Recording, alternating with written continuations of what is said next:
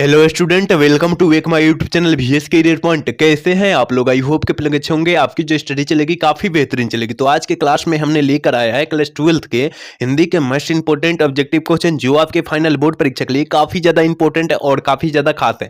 तो आप लोग सारे प्रश्नों को बेहतर तरीका से देखने का प्रयास कीजिएगा, क्योंकि आपके फाइनल बोर्ड परीक्षा के लिए काफ़ी ज़्यादा इंपॉर्टेंट है सारे प्रश्न। ठीक है ना? पूरा किताब से जो है गैस किया हुआ प्रश्न है, याद रखना है, एक भी क्वेश्चन को छोड़ना नहीं है और सारे क्वेश्चन को वहां पर मार कर ही आना है। ठीक है ना? अभी तक हमारे क्लास में नहीं जुड़े हैं तो जुड़ जाइए। जो आपके स्क्रीन पर जो नंबर दिखाई दे रहा है उस पर क्लिक करके आप लोग जुड़ जाइएगा। ठीक है ना? क्योंकि वहां मैसेज करना है। आप साइंस वाले हैं कि आर्ट्स वाले, जरूर मैसेज करना है कि सर हम जो है हम साइंस लिए हैं, और जो बच्चा लिया है आर्ट्स वो क्या करेंगे, वहां मैसेज जरूर करेगा। ठीक है ना? सारे बच्चे जुड़ने का प्रयास करें। ठीक है, चलिए क्वेश्चन की तरफ बढ़ेंगे। आप लोग फटाफट क्लास को लाइक करके और चैनल को सब्सक्राइब कर लीजिए। ठीक है, 1 नंबर क्वेश्चन काफी ज्यादा इंपॉर्टेंट है और आपके फाइनल बोर्ड परीक्षा में काफी ज्यादा प्रश्न पूछा भी गया है, याद रखिएगा। ठीक है ना?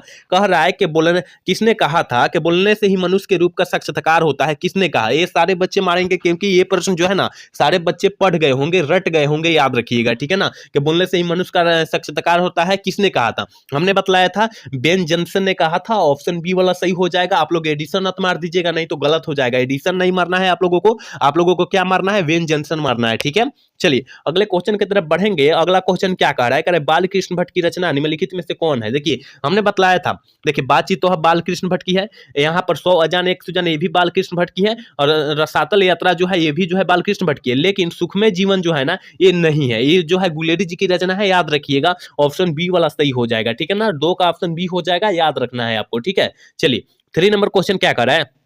यहाँ पर 3 नंबर क्वेश्चन है, कह रहा है ना रघुवीर सहाय के पिता का क्या नाम था? रघुवीर सहाय जी के पिता का नाम पूछा जा रहा है। जल्दी से जो है ना 3 का ऑप्शन बतला दीजिए मेरे भाई, क्या हो जाएगा? तो याद रखिएगा हरदेव सहाय था।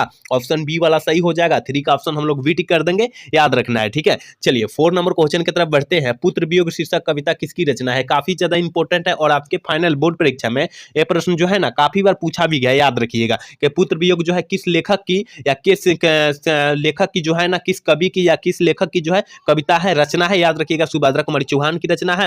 ऑप्शन डी वाला सही हो जाएगा। 4 का ऑप्शन डी हो जाएगा। ठीक है, आप लोग सारे बच्चे क्लास में जुड़ने का प्रयास करें। डिस्क्रिप्शन में लिंक है, वहां क्लिक करके भी जुड़ जाइएगा, या पहले ही आपको जो है नंबर दिखाई दिया होगा उस पर मैसेज करके आप लोग जुड़ जाइएगा। ठीक है, चलिए 5 नंबर क्वेश्चन क्या कर रहा है? 5 नंबर क्वेश्चन क्या कर रहा है कि शिक्षा शीर्षक संभाषण के वक्ता कौन है? वक्ता कौन है? वक्रता है। ठीक है ना? वक्रता कौन है? जल्दी से जो है ना 5 का ऑप्शन बतला दीजिए। तो शिक्षा पाठ कर रहा है, तो हमने बोला था कि शिक्षा पाठ जो है जिद्दू कृष्णमूर्ति द्वारा लिखा गया है। तो यहाँ जिद्दू कृष्णमूर्ति तो नहीं दिया, लेकिन जे कृष्णमूर्ति का ही नाम जो होता है जिद्दू कृष्णमूर्ति होता है। ऑप्शन सी वाला सही कर देना है। 5 का ऑप्शन सी हो जाएगा, याद रखिएगा। ठीक है, चलिए क्वेश्चन नंबर 6 क्या करे कि तुमुल कोलाह कलह में शीर्षक कविता के कवि कौन है? तुमुल कोलाह कलह में शीर्षक कविता के कवि पूछा जा रहा है, कौन से हैं? तो याद रखिएगा मेरे भाई 6 का ऑप्शन जो हो जाएगा ना ये हो जाएगा। ठीक है ना? क्योंकि तुमुल कोलाह कलह में हमने बतलाया था जयशंकर प्रसाद जी की रचना है। ऑप्शन ए वाला सही हो जाएगा। 6 का ऑप्शन ए हो जाएगा, याद रखिएगा। एक बार सारे बच्चे क्लास को लाइक कर लेंगे। ठीक है ना? सारे बच्चे जो क्लास में नए जुड़े हैं, जो पुराने जुड़े हैं, दोनों बच्चे के लिए हम बोल रहे हैं कि क्लास को लाइक करके और चैनल को सब्सक्राइब कर लेंगे। ठीक है,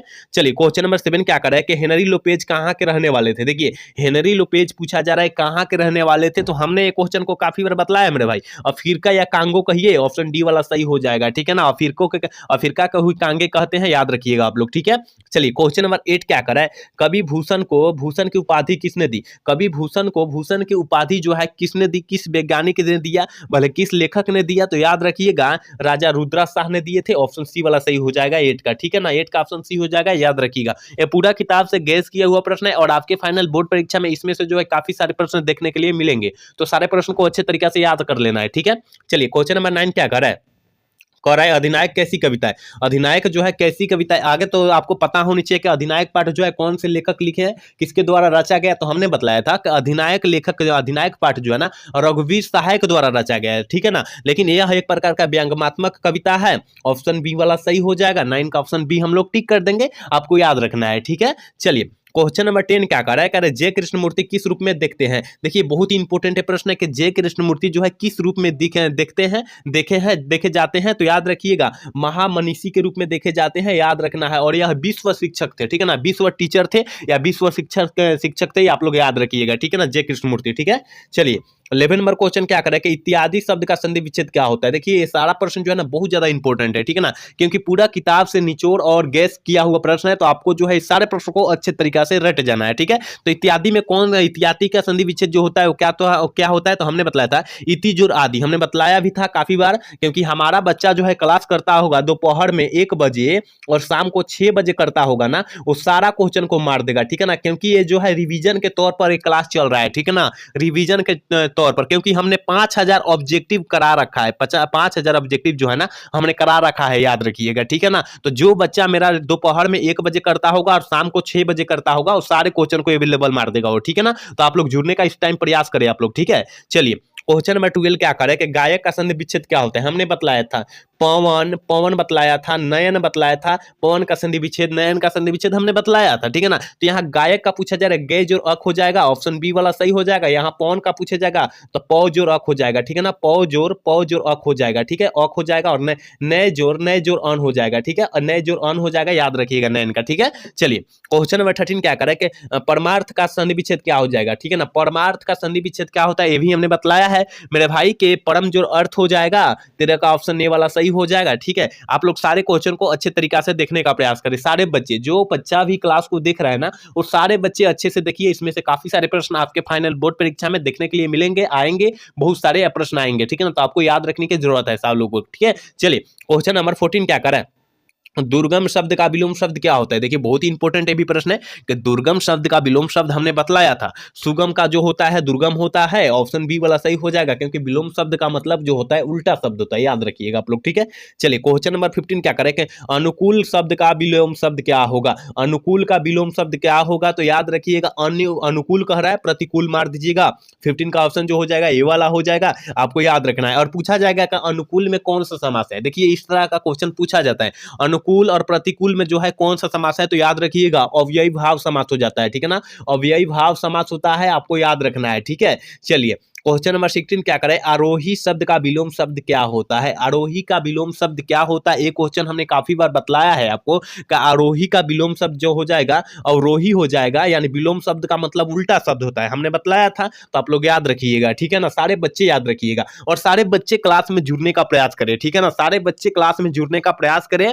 देखिए अभी तक हमारे व्हाट्सएप ग्रुप से नहीं जुड़े ना, तो जुड़ जाइए, क्योंकि वहां 1 जनवरी से जो है ना आपको सेट जो है प्रोवाइड किया जाएगा, 1 जनवरी से पूरा रेगुलर सेट जो है प्रोवाइड किया जाएगा, याद रखिएगा। तो जो बच्चा जुड़ा रहेगा उसको मिल जाएगा, और जो नहीं जुड़ा रहेगा तो नहीं मिल पाएगा, इसलिए हम कह रहे हैं कि 1 जनवरी से जो है आपको जो है सेट प्रोवाइड किया जाएगा, तो आप लोग जुड़ने का प्रयास करें। जो पहले स्क्रीन पर नंबर दिए होंगे उस पर जुड़ जाइएगा तब, यानी हम डिस्क्रिप्शन में डाल देंगे लिंक, तब जाकर जुड़ जाइएगा, ठीक है ना। तो जुड़ना अति आवश्यक है, और सारे बच्चे जुड़े, जितने बच्चे देख रहे हैं ना वो सारे बच्चे ग्रुप में जुड़ने का प्रयास करें, ठीक है। चलिए क्वेश्चन नंबर 17 क्या करें, कह रहे हैं ना विराग शब्द का जो होता है, विराग शब्द का विलोम शब्द क्या हो जाएगा, विराग शब्द का विलोम शब्द क्या हो जाएगा, तो याद रखिएगा अनुराग का विराग होता है, ऑप्शन बी वाला सही हो जाएगा, ठीक है। चलिए 18 नंबर क्वेश्चन क्या कर रहे कि आंखों का तारा होना मुहावरा का अर्थ क्या होता है, मुहावरा मतलब होता है लोकोक्तिया, ठीक है ना, लोकोक्तिया हम लोग बोलते हैं मुहावरा को, याद रखिएगा कि आंखों का तारा होना मुहावरा का अर्थ क्या होता है, बहुत ही प्यारा होना, तो कहीं यहाँ पर तो दिया नहीं है, लेकिन यहाँ प्रिय होना नहीं दिया है,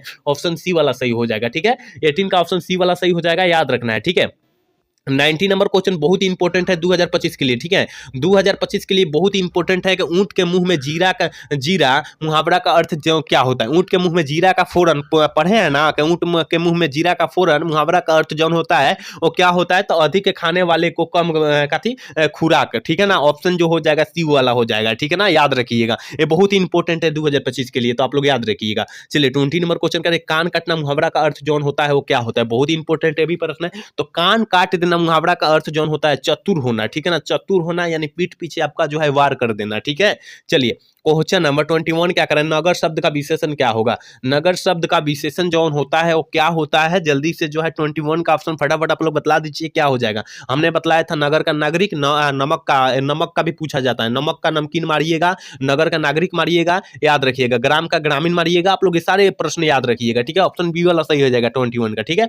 चलिए क्वेश्चन नंबर 22 क्या करें, करबक किनकी रचना है, करबक पाठ जो है किस लेखक की रचना है, ये तो हमने काफी बार बतलाया है आपको कि करबक पाठ जो है याद रखिए रखिएगा जायसी जी की रचना है, तो जायसी जी कहाँ दिया गया है, ऑप्शन बी में दिया है, मलिक मोहम्मद जायसी जी। ठीक है, चलिए 23 नंबर क्वेश्चन का है, जीव जंतु कौन सा समास है, जीव जंतु जो है कौन सा समास का उदाहरण है। हमने जहां बोला था कि जहां हाइफन दिखाई देगा या जहां डंटा दिखाई देगा वहां आपको द्वंद्व समास मार देना है, ऑप्शन डी वाला सही कर देना है 23 का। ठीक है, चलिए क्वेश्चन नंबर 24 की तरफ बढ़ेंगे। कह रहा है ना, गांव का घर शीर्षक कविता किस कविता संग्रह से ली गई की गई है। ठीक है ना, किस कविता संग्रह से की गई है, जल्दी से जो है 24 का ऑप्शन बतला दीजिए क्या हो जाएगा। ठीक है ना, तो याद रखिएगा गांव का घर, तो हमने बतलाया था गांव का घर जो है ज्ञानेंद्र पति द्वारा रचा गया है और यह एक प्रकार का संज्ञात्मक है, ऑप्शन सी वाला सही हो जाएगा। और यह कब प्रकाशित हुआ था, संज्ञात्मक जो है कब प्रकाशित हुआ था, तो याद रखिएगा 2006 में प्रकाशित हुआ था, आपको याद रखना है। ठीक है ना, जो क्वेश्चन हम आपको एक्स्ट्रा दे रहे हैं ना या एक्स्ट्रा बतला रहे हैं उसको बेहतर से बेहतर तरीका से आपको समझने का प्रयास करना होगा, क्योंकि एक माह तो है और एक माह में जितना मेहनत करेंगे ना उतना बेहतर से बेहतर रिजल्ट आएगा। ठीक है ना, तो मेहनत करना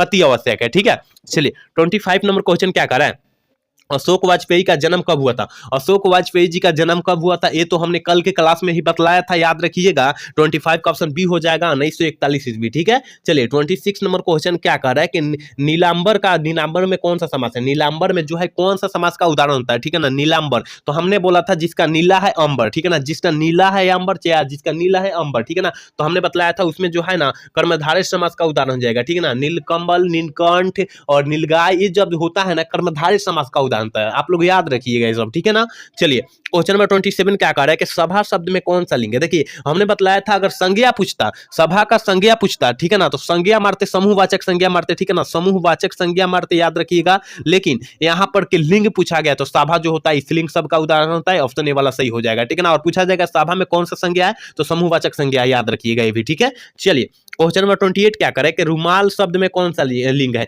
रुमाल जो है कौन सा लिंग का उदाहरण है, स्त्रीलिंग है कि पुल्लिंग है रुमाल, तो याद रखिएगा 28 का ऑप्शन ए हो जाएगा, स्त्रीलिंग होता है। रुमाल जो होता है स्त्रीलिंग शब्द होता है, ऑप्शन ए वाला सही हो जाएगा। एक बार सारे बच्चे क्लास को लाइक कर दीजिए, जितने भी बच्चे मेरे क्लास को देख रहे हैं ना वो सारे बच्चे क्लास को लाइक करिए। ठीक है ना, सारे बच्चे, और साथ में चैनल को सब्सक्राइब भी कर लेना है। अभी तक हमारे एक व्हाट्सएप ग्रुप में नहीं जुड़े हैं तो जुड़ जाइए, डिस्क्रिप्शन में लिंक है या वहां पर नंबर भी होगा, उस पर मैसेज करके आप लोग जुड़ जाइएगा। ठीक है ना, चलिए क्वेश्चन नंबर 29 क्या कह रहा है, कह रहा है ना सुकर्म का में उपसर्ग, सुकर्म शब्द में उपसर्ग क्या होता है। हमने बतलाया था जो पहले जुड़ेगा उसे हम लोग उपसर्ग बोलेंगे और जो अंत में जुड़ेगा उसे हम लोग प्रत्यय बोलेंगे। यहाँ सु जो हो जाएगा उपसर्ग हो जाएगा, ऑप्शन ए वाला सही हो जाएगा। ठीक है, चलिए 30 नंबर क्वेश्चन क्या कर रहा है, बालकृष्ण भट्ट की रचना बातचीत के साहित्य की कौन सी विधा है। अगर पूछा जा रहा है कि बालकृष्ण भट्ट जो रचना रचे हैं बातचीत वो क्या है, ठीक है ना, क्या है क्वेश्चन का कहने का मतलब है, तो याद रखिएगा हमने काफी बार क्वेश्चन को बतलाया मेरे भाई कि ललित निबंध है। क्या है, ललित निबंध है, ऑप्शन डी वाला सही हो जाएगा। 30 का ऑप्शन डी वाला सही हो जाएगा, याद रखिएगा आप लोग। ठीक है,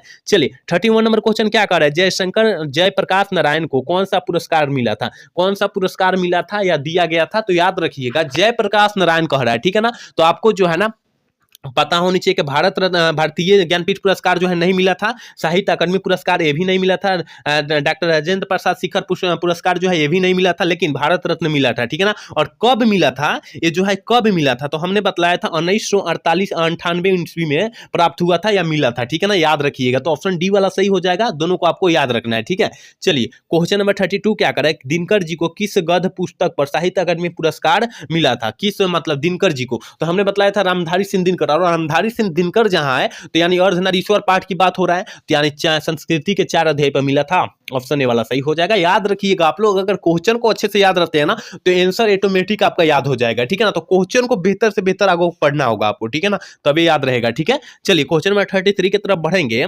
कह रहा है ना 3 बज गए, 4 बज गए, 11 बज गए, किस पाठ की पंक्ति है। आप लोग देख लीजिए, इस टाइप से भी क्वेश्चन आ सकता है आपके फाइनल बोर्ड परीक्षा में। ठीक है ना, आपके फाइनल बोर्ड परीक्षा में इस टाइप से भी क्वेश्चन आ सकते हैं, तो आपको देखने की जरूरत है यहाँ पर। ठीक है ना, 3 बज गए, 4 बज गए, 11 बज गए, किस पाठ की पंक्ति है, तो हमने बतलाया था 33 का ऑप्शन जौन हो जाएगा ये हो जाएगा, क्योंकि रोज कहानी की पत्रा है, याद रखिएगा। ठीक है ना, या रोज कहानी से लिया गया है। ठीक है, चलिए क्वेश्चन नंबर 34 क्या करें, केवल कष्ट सहकर ही देश की सेवा की जा सकती है, किस पाठ की उक्ति है, मतलब कहने का मतलब है केवल कष्ट सहकर जो है देश की सेवा की जा सकती है, यह किस पाठ की उक्ति है। देखिए अभी जो है पटना में छात्र आंदोलन हो रहा है बीपीएससी को लेकर। ठीक है ना, बीपीएससी के री एग्जाम को लेकर हो रहा है, आप लोग देखे होंगे न्यूज, अगर देखते होंगे तो देखे होंगे कि यहाँ बहुत ज्यादा प्रशासन जो है विद्यार्थियों पर अत्याचार कर रहा है। ठीक है ना, यहाँ लाठीचार्ज कर रहा है, आपको पता होनी चाहिए। तो वही तो है, देश को सेवा करने के लिए वो पिटा रहा है उतना बेचारा। ठीक है ना, तो आपको जो है उस टाइप का नहीं करना है, आपको अच्छे से जो है पढ़ना पढ़ना है और आपका जो है क्या करना है, नौकरी लेना है, सफल होना है, ठीक है ना, देश को सेवा करना है, ठीक है।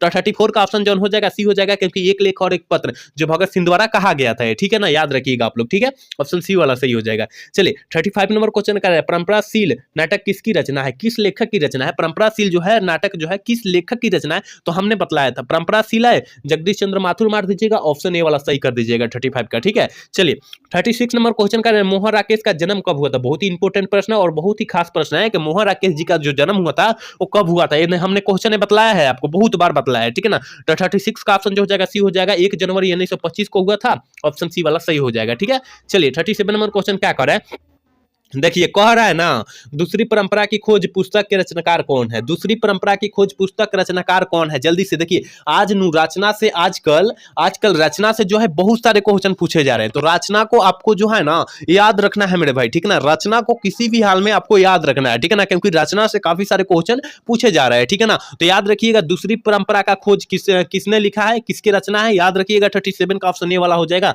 नामवर सिंह की रचना है, ऑप्शन ए वाला सही हो जाएगा, ठीक है। 38 नंबर क्वेश्चन कर ना, जयसी जी के पिता का कौन थे। जयसी जी के पिता कौन थे, याद रखिएगा, ये काफी ज्यादा खास है और काफी ज्यादा इंपॉर्टेंट है, तो याद रखना मलिक शेख मरेज है, ठीक है ना, ममेरेज है, ऑप्शन ए वाला सही हो जाएगा, याद रखिएगा। चलिए क्वेश्चन नंबर 39 क्या करे कि आखिरी कलाम के रचयिता कौन है। हमने कहा बोला कि रचना से काफी सारे क्वेश्चन पूछे जाएंगे, याद रखिएगा, ठीक है ना, क्योंकि बिहार बोर्ड रचना से ही क्वेश्चन उठा रहे, क्योंकि उसको पता है कि रचना जो है सारे बच्चे याद नहीं कर पाते हैं, क्योंकि रचना भूल जाते हैं, क्योंकि वो चैप्टर बाई चैप्टर पढ़ा नहीं होता है, जिसके कारण वो भूल जाता है। अगर जो बच्चा चैप्टर बाई चैप्टर पढ़ा होगा वो तो याद रखा होगा, तो आपको भी चैप्टर बाई चैप्टर पढ़ना होगा या पढ़े होंगे, तो आपको जो है क्या होंगे यहाँ पर याद होगा, ठीक है ना। तो आखिरी कलाम कह रहा है, तो याद रखिएगा 39 का ऑप्शन जो जाएगा सी हो जाएगा, जयसी जी की रचना है। चलिए 40 नंबर क्वेश्चन क्या कर रहा है, तुलसीदास के घर का परित्याग किस कारण जो है वनवास किया गया था। किस कारण वनवास किया गया था, तो 40 का ऑप्शन जो जाएगा बी हो जाएगा, पत्नी के फटकार के कारण किया गया था, याद रखिएगा, ठीक है। चलिए क्वेश्चन नंबर 41 क्या कर रहा है, चंद्रगुप्त नाटक के नाटककार कौन है। देखिए नाटककार भी पूछा गया है, तो इस टाइप से क्वेश्चन पूछा जाएगा आपके फाइनल बोर्ड परीक्षा में, तो इस टाइप से क्वेश्चन आपको याद रखना होगा, ठीक है। तो 41 का ऑप्शन जो हो जाएगा ये हो जाएगा, जयशंकर प्रसाद जी की रचना है, याद रखिएगा आप लोग, ठीक है। चलिए 42 नंबर क्वेश्चन करें कि काम्यानी काव्य प्रबंध कब प्रकाशित हुई थी। काम्यानी कह रहा है, ठीक है ना, काम्यानी काव्य प्रबंध जो है कब प्रकाशित की गई थी, तो 42 का ऑप्शन जो हो जाएगा ना, ऑप्शन बी वाला सही हो जाएगा, ठीक है ना, 1936 ईस्वी में प्रकाशित की गई थी, आपको याद रखना है, ठीक है। चलिए 43 नंबर क्वेश्चन क्या कर रहा है कि निम्नलिखित में से गजानन माधव मुक्तिबोध की रचना कौन है। देखिए हमने बोला कि रचना से काफी सारे क्वेश्चन डाला जा रहा है बिहार बोर्ड द्वारा, तो आपको जो है रचना याद रखना होगा। तो किस रचना, किस लेखक की रचना है, तो याद रखिएगा इसकी रचना जो है ना जन जन का चेहरा, एक याद रखिएगा, ऑप्शन बी वाला सही हो जाएगा, ठीक है। और यहां पर पूछा जाएगा हार जीत किस लेखक की रचना है, तो आंख मूंद कर क्या मरना है, अशोक वाजपेयी जी की। और गांव का घर जो है ज्ञानेंद्र जी की रचना है, अधिनायक जो है रघुवीर सहाय जी की रचना है, आपको याद रखना है, ठीक है। चलिए क्वेश्चन नंबर 44 क्या करें, दूध शब्द में कौन सी संज्ञा। देखिए दूध आए, तेल आए, चावल आए, प्याज आए, आलू आए, ये सब आए ना, तो यानी जहां मापा या तोला जाए का बोध हो, ठीक है ना, यानी हम लोग तेल को भी मापते हैं या तोलते हैं, ठीक है ना, और दूध को भी हम लोग तोल कर देते हैं, यानी लीटर से देते हैं, याद रखिएगा, तो वहां तोला जाता है, यानी इसका मतलब द्रव्य संज्ञा का उदाहरण हो जाएगा, ऑप्शन सी वाला सही हो जाएगा। 45 नंबर क्वेश्चन की तरफ बढ़ेंगे, मित्रता शब्द में कौन सी संज्ञा। देखिए मित्रता है मतलब क्या होता है, मित्रता मतलब दोस्त होता है, दोस्त आए, पापा आए, मम्मी आए, ये जो होता है ना, भाई आए, बहन आए, शत्रुता आए, मिठास आए, ये जो होता है ना भाववाचक संज्ञा का उदाहरण था, ऑप्शन बी वाला सही हो जाएगा, क्योंकि जहां भाव होगा वहां मित्रता होगी, जहां भाव होगा वहां पिता का मानिएगा, जहां भाव होगा वहां माता का मानिएगा, जहां भाव होगा वहां बहन का मानिएगा, तो याद रखिएगा वो भाववाचक संज्ञा का उदाहरण हो जाएगा, याद रखिएगा आप लोग, ठीक है। चलिए 46 नंबर क्वेश्चन क्या करें, निम्नलिखित में चंद्रधर शर्मा गुलेरी की कौन सी रचना है। चंद्रधर शर्मा गुलेरी की रचना यहां पर पूछा जा रहा है, तो याद रखिएगा इनमें से कोई नहीं, ठीक है ना, क्योंकि चंद्रधर शर्मा गुलेरी जो है उसने कहा था कहानी लिखी है, याद रखिएगा, ठीक है ना, तो इसमें तो कहीं दिया नहीं है, तो इसलिए ऑप्शन जो हो जाएगा डी हो जाएगा, ठीक है। चलिए क्वेश्चन नंबर 47 क्या करें, नामवर सिंह ने आलोचना त्रैमासिक का संपादन कब किया। नामवर सिंह पूछा जा रहा है, और आलोचना त्रैमासिक का संपादन जो है कब किए थे, तो आप याद रखिएगा 1967 ईस्वी में किए थे, ऑप्शन सी वाला सही हो जाएगा, क्योंकि कल वाला क्लास में हमने बतलाया है, कल दोपहर 1 बजे वाला क्लास जो बच्चा किया होगा इसका आंसर टिक आउट कर दिया होगा, ठीक है। चलिए 48 नंबर क्वेश्चन का है, जिस पुरुष में नारीत्व नहीं वो डेड है, वह डेड है। जिस पुरुष में जो है नारीत्व नहीं, नारीत्व का भावना नहीं है, वो पुरुष जो है ना क्या है, अपूर्ण है, ठीक है ना, वो पुरुष पुरुष जो है अपूर्ण है, याद रखिएगा ऑप्शन बी वाला सही हो जाएगा, ठीक है ना। जिस पुरुष में नारीत्व नहीं होता है वो पुरुष जो होता है अपूर्ण होता है, ऑप्शन बी वाला टिक कर देंगे हम लोग, याद रखिएगा। और ये आपके फाइनल बोर्ड परीक्षा के लिए काफी ज्यादा इंपॉर्टेंट है, इसलिए आपको याद रखने की जरूरत है, ठीक है। चलिए 49 नंबर क्वेश्चन करें, बालकृष्ण भट्ट किस युग में के साहित्य के रचनाकार है, ठीक है ना। यहाँ रचनाकार नहीं दिया है लेकिन क्या कहें साहित्यकार है, ठीक है, दिया है, ठीक है ना। तो बालकृष्ण भट्ट किस युग में के साहित्यकार थे या है, ठीक है ना। तो याद रखिएगा हमने बतलाया था भारत तेंदु युग में, ऑप्शन ए वाला सही हो जाएगा। लेकिन यहाँ पर काल पूछता है कि बालकृष्ण भट्ट किस काल के रचनाकार है, तो याद रखिएगा या साहित्यकार है, याद रखिएगा वो हो जाते आधुनिक काल, ठीक है ना। क्या हो जाते आधुनिक काल, आप लोग याद रखिएगा, ठीक है ना। और आज के क्लास के लास्ट क्वेश्चन यानी 50 नंबर क्वेश्चन है, कह रहे ना बिहार के छात्र आंदोलन के का जेपी ने नेतृत्व कब किया था, मतलब जयप्रकाश नारायण ने नेतृत्व जो है कब किया था। हमने बतलाया था 5 जून 1974 ईस्वी पटना के गांधी मैदान में किया गया था जयप्रकाश नारायण जी द्वारा, ठीक है ना, याद रखिएगा। तो कहां दिया है, ऑप्शन बी वाला सही हो जाएगा, 15 का ऑप्शन बी वाला सही हो जाएगा, याद रखिएगा। तो यहां हमने 50 क्वेश्चन बहुत ही इंपॉर्टेंट बतलाया और आप लोग पूरा क्लास देखे होंगे ना तो बहुत ही अच्छे तरीके से समझ में आया होगा। अब बतलाइएगा कि 50 में जो है आपका कितना सही हुआ और सच बतलाइएगा, ठीक है ना, पूरा सच बतलाइएगा, ईमानदारी पूर्वक बतलाइएगा कि आपका 50 में जो है कितना सही हुआ, ठीक है ना। और आज का क्लास कैसा लगा, अगर अच्छा लगा होगा तो चैनल को सब्सक्राइब और लाइक करना नहीं भूलिएगा। जय हिंद, जय भारत।